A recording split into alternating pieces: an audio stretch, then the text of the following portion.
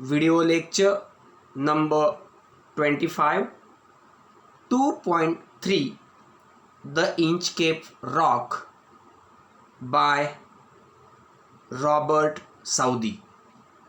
Hello dear students and dear friends. In my last video lecture, I discussed the icebreakers of the poem, the introduction of the poet, the introduction of the poem, and the ballad and its features. Today too, I will continue with this same poem, The Inchcape Rock, by a very famous English poet, Robert Southey. Today, I will discuss the content of the poem and the theme of the poem. I will also discuss the poem line by line in detail today. Friends, as far as this poem is concerned, there are four important points that you have to understand first for better understanding of the poem. They are: number one, what is the Inchcape Rock? Number two, what is the poem about? Number three, the theme of the poem. And number four, form of the poem, that is the ballad. First, I will explain you what is the Inchcape Rock. So first understand what is the Inchcape Rock. The Inchcape Rock is an ill-famed and a very dangerous sandstone reef about 11 miles or 18 kilometers away from the east coast of Angus, Scotland. It is occupied by the Bell Rock Lighthouse. In 14th century, the abbot of Aberbrothock installed a warning bell on this Inchcape Rock to warn the sailors about this dangerous rock. It was the act of great humanity. It saved the lives of the sailors and their ships from the destruction. The sailors thanked the kind-hearted abbot of Aberbrothock gratefully. The sailors thanked the kind-hearted abbot of Aberbrothock gratefully and blessed him for saving their precious lives and their ships. Now, what does the word abbot mean?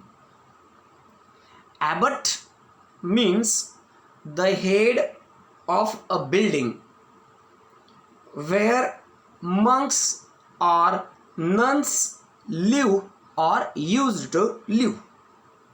What does the word abbot means? What does the word abbot mean? The word abbot means the head of a building where the monks or nuns live or used to live. Now, abbot, it is the meaning of this. Aberbrothock is the name of that head. Now, the second important point is, what is the poem about? The poet Robert Southey was inspired by the legendary story of a pirate who removed the warning bell on the Inchcape Rock placed by the abbot of Aberbrothock. I repeat, I am explaining you the second point. what is the poem about. The poet Robert Southey was inspired by the legendary story of a pirate who removed the warning bell on the Inchcape rock, which was placed by the abbot of Aberbrothock. This poem is about a real stretch of dangerous rocks, that is the Inchcape rock near the coast of Scotland. This poem is a story of the dangerous Inchcape rock, the kind-hearted abbot of Aberbrothock who placed that warning bell on the Inchcape rock, and Sir Ralph the Rower, a wicked pirate who removed that warning bell out of jealousy and paid the price for his evil act. I repeat, the poem Inchcape Rock is the story of a dangerous Inchcape rock, the kind-hearted abbot of Aberbrothock who placed a warning bell on the Inchcape rock, and Sir Ralph the Rower, a wicked pirate who removed that warning bell out of jealousy and paid the price for his evil act. Now the third important point is the theme of the poem. The main theme of the poem is that those who do wrong things will meet with due punishment. I repeat, the main theme of this poem is that those who do wrong things will meet with due punishment, or in simple words, as you sow, so shall you reap. Now the last point of the poem, the form of the poem. The poem The Inchcape Rock is a ballad. And what is ballad? What are its features? It is explained by me in detail in the last video lecture. This poem is a ballad. In this poem, the story is told in stanzas of 4 lines with the rhyme scheme A-A-B-B. The story is told in a very easy language. The poet uses many old English words like blessed, quoth, canst and hath in this poem.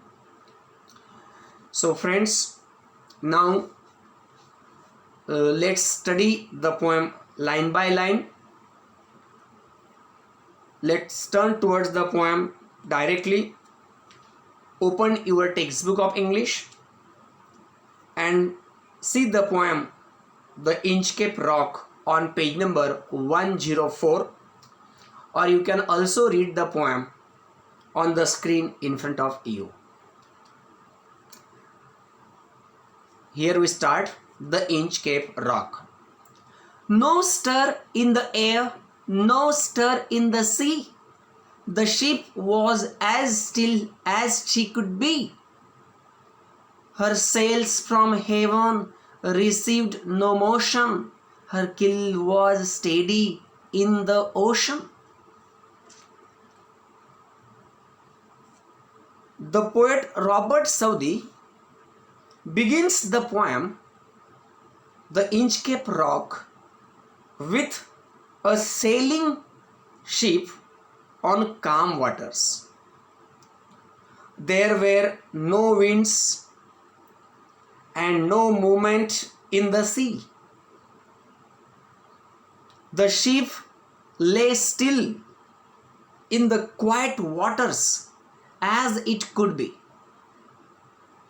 The ship had no motion, and her keel was steady in the ocean. Keel means the long piece of wood or metal along the bottom of a boat that is a part of its frame and helps to keep the boat balanced in the water. Without either sign or sound of their shock, the waves flowed over the Inchcape rock. So little they rose, so little they fell. They did not move the Inchcape bell. The waves splashed over the Inchcape rock without the sign and sound of their shock. I repeat, the waves splashed over the Inchcape rock without the sign and sound of their shock. The waves rose and fell so little that they did not move or ring the Inchcape bell. Now the next stanza. The abbot of Aberbrothock had placed that bell on the Inchcape rock. On a buoy in the storm it floated and swung, and over the waves its warning rung. Abbot. Abbot means head of abbey, of monks, where monks or nuns live or used to live. I had already explained you this. The abbot of Aberbrothock had placed that bell on the Inchcape rock. On a buoy in the storm it floated and swung, and over the waves its warning rung. The abbot of Aberbrothock had placed that bell on the Inchcape rock. I repeat, the abbot of Aberbrothock had placed that Inchcape bell on, or that bell on the Inchcape rock. It floated and swung on a buoy in the storm, and its warning rang over the waves. I repeat the meaning of this third stanza. The abbot of Aberbrothock had placed that bell on the Inchcape rock. It floated and swung on a buoy in the storm, and its warning rang over the waves. Now please see on the next page.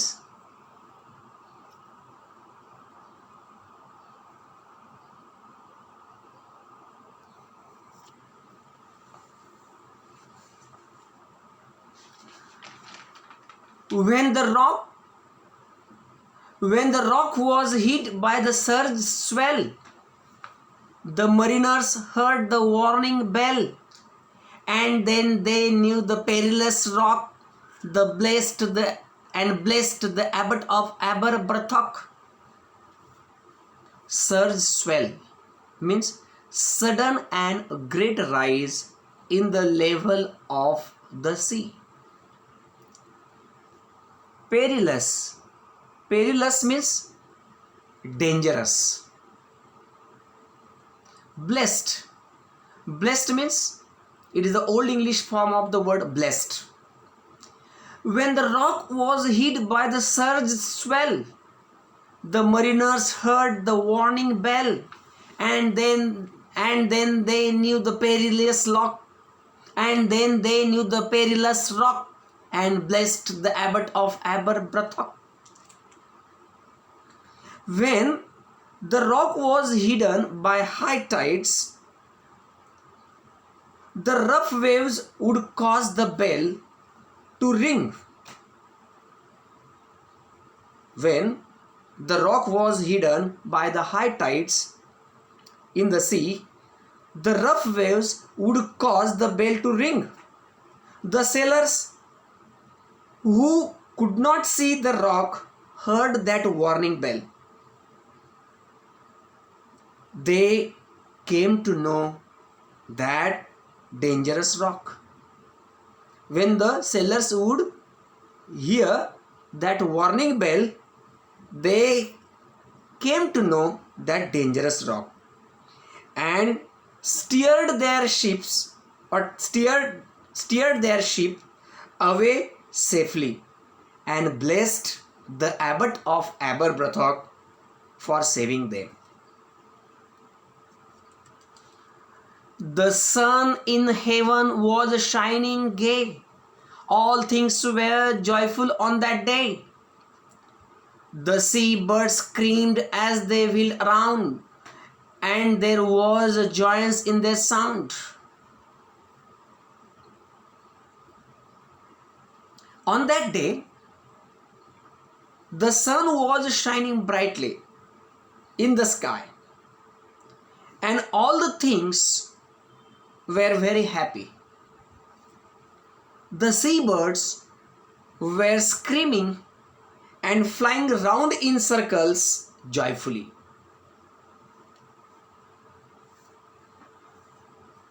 The buoy of the Inchcape bell was seen, a dark speck on the ocean green. Sir Ralph the rover walked his deck, and he fixed his eye on darker speck. Speck means a tiny dot. Sir Ralph the rover, a sea pirate. The buoy of the Inchcape bell was seen, a darker speck on the ocean green. Sir Ralph the rover walked his deck, and he fixed his eye on the darker speck. Here, the buoy of the Inchcape bell was seen in the sea. It was just like a black tiny dot on the green sea or on the green ocean. Sir Ralph the rover, who was a pirate, walked on the deck of his ship, looked at that black tiny dot for a long time. Sir Ralph the rover, who was a pirate, walked on the deck of his ship and looked at that black tiny dot for a long time. Means he looked at that buoy.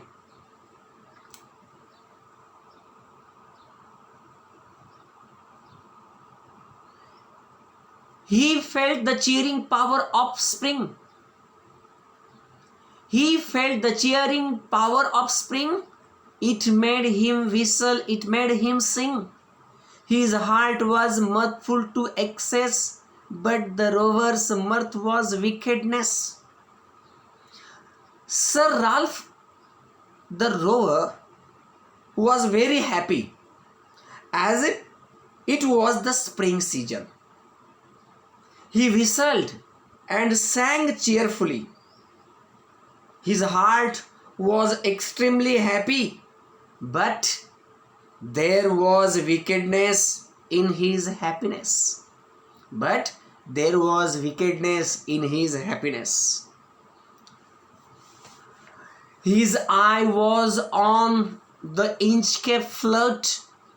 Quoth he, "My men, put out the boat and row me to the Inchcape rock, and I will plague the abbot of Aberbrothock." Quoth. Quoth means said, Old English word. Plague means cause pain or trouble.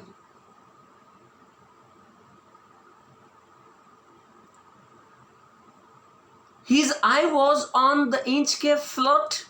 Quoth he, "My men, put out the boat and row me to the Inchcape rock, and I will plague the abbot of Aberbrothock." Sir Ralph's eye was on the boy floating on the Inchcape. Sir Ralph's eye was on that buoy, which was floating on the Inchcape. He told his men to put out the boat and row him to the Inchcape rock, and he would trouble the abbot of Aberbrothock. The boat is lowered, the boatmen row, and to the Inchcape rock they go. Sir Ralph bent over from the boat, and he cut the bell from the Inchcape float. Then his boatmen lowered the boat. They rowed the boat and went to the Inchcape rock. The wicked Ralph bent over the buoy from the boat and cut the bell from the Inchcape buoy in jealousy with Abbot of Aberbrothock.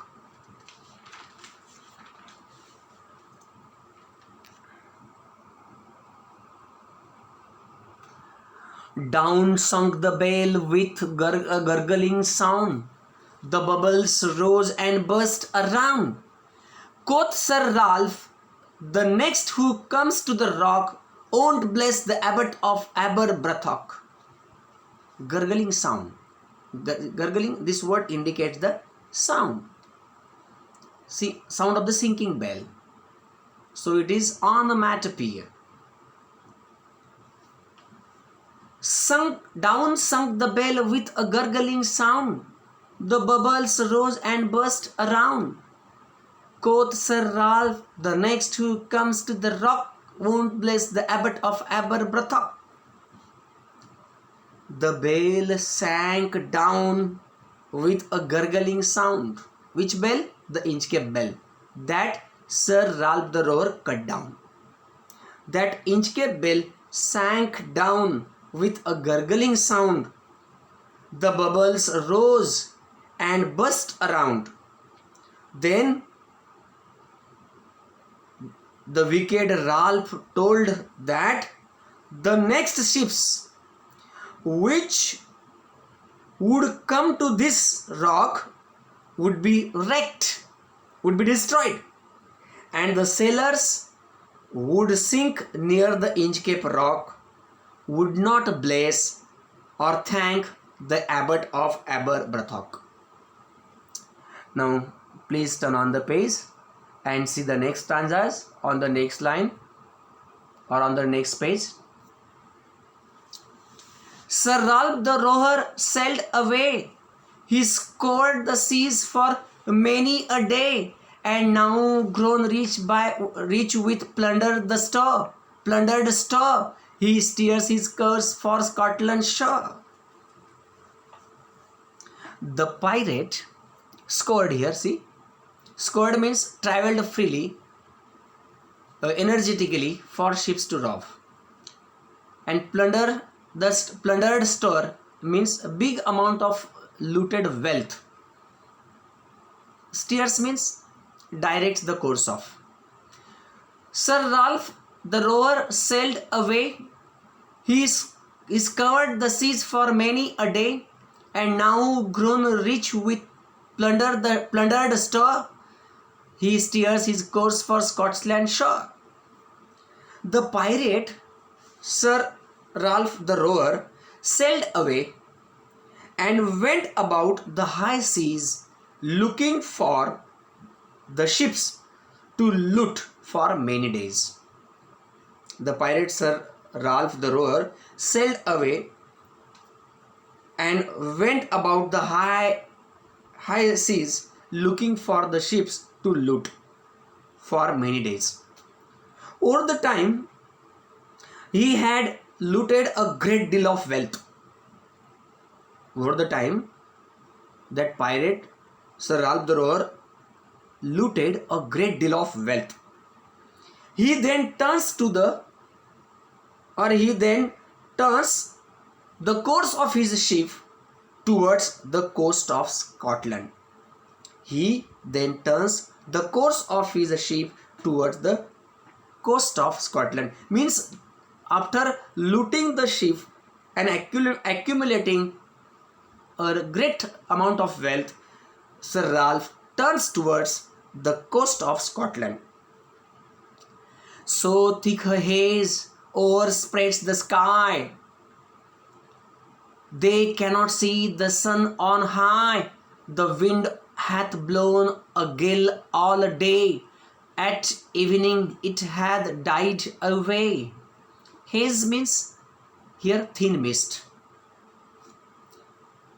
When he was on his way to the coast of Scotland, the sky was completely covered with the thick fog.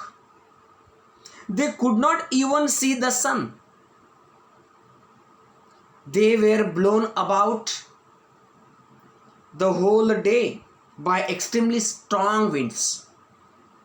They did not know the direction where they were sailing or how far they had sailed, as the sun was blocked. Suddenly in the evening, the wind stopped blowing.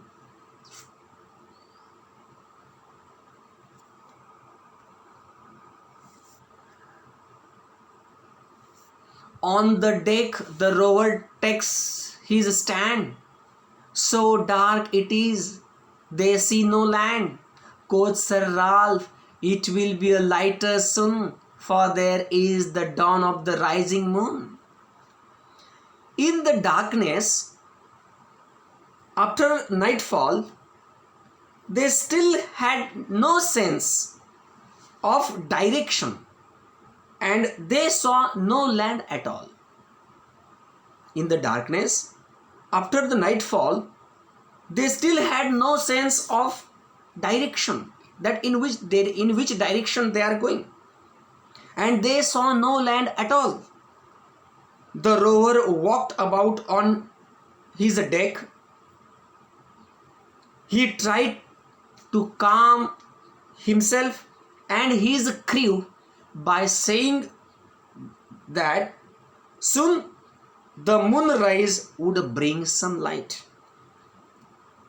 Sir Ralph tried to calm himself and his crew by saying that soon the moonrise would bring some light.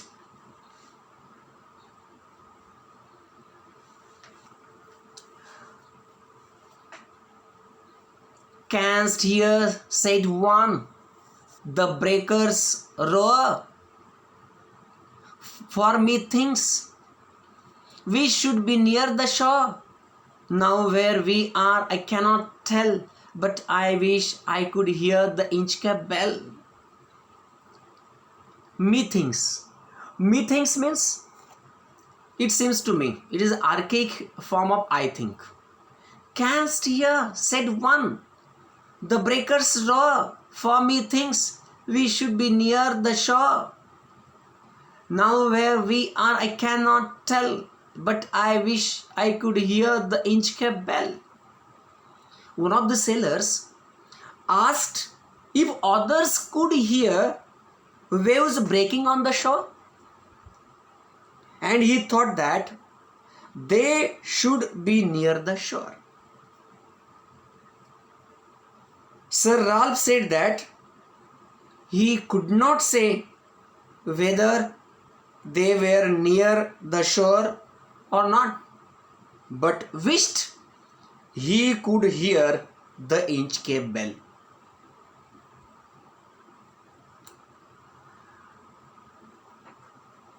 They hear no sound, the swell is strong.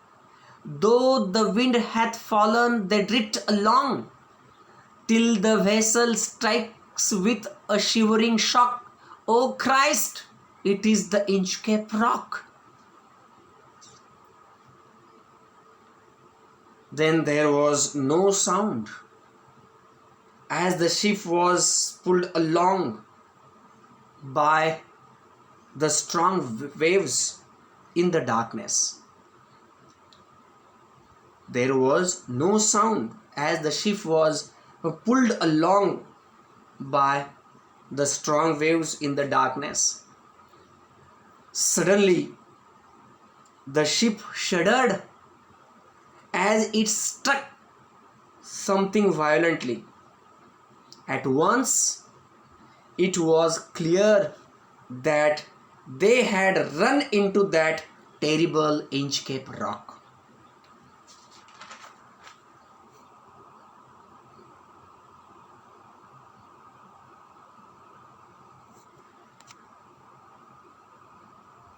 Sir Ralph the rower tore his hair.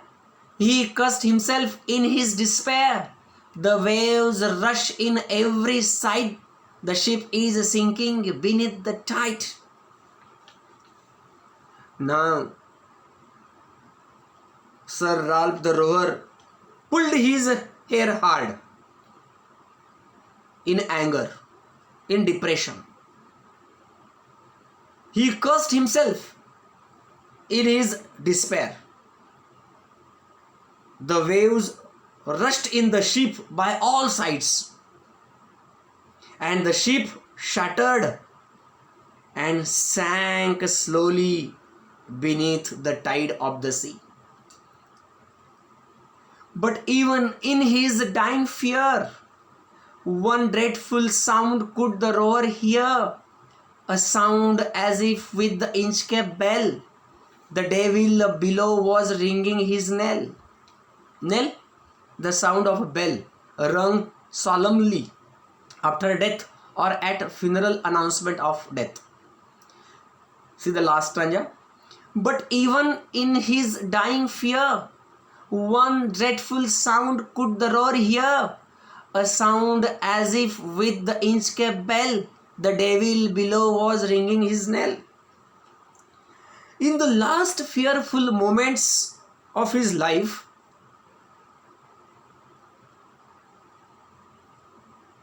Sir Ralph the rower heard the terrible sound, just as the sound of the Inchcape bell.